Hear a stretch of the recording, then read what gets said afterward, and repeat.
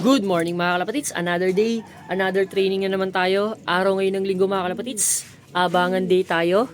Ang bitaw ngayon ay Concepcion Tarlac. From Tarlac papunta dito sa kulungan natin mga kalapatids.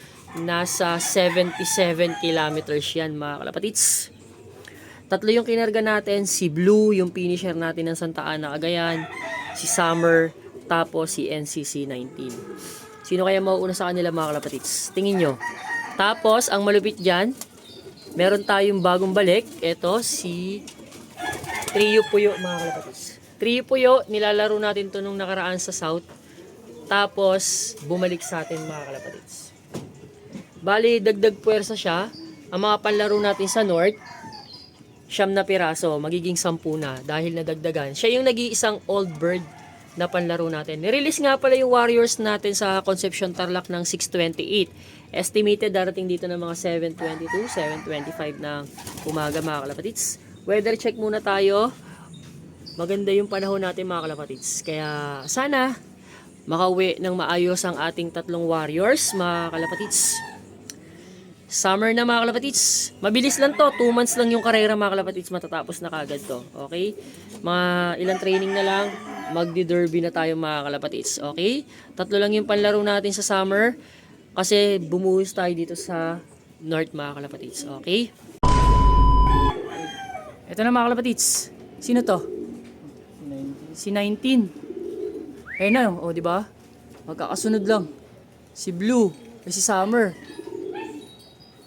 Si Summer, tsaka si 19. Meron pa. Ha? Kaya nga.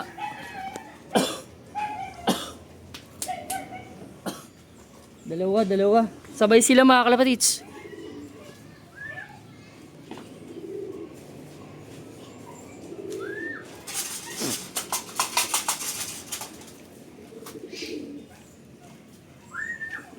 May kalapati dito kagabi ah. Saan? Diyan sa bubong ni Tune. Baka dito yun Kilagamul.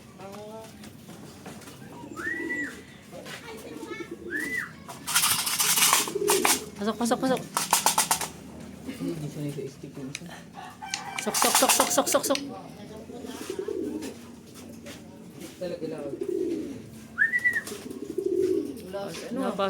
Pasok. Sana siya yun. Siya yan? Pasok na.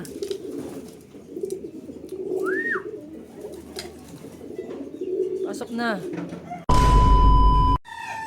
Eto na mga kalapatids, andito na si Blue. Late dumating. Pero at least kompleto tayo. Training pa lang naman mga kalapatids. Sok na, sok.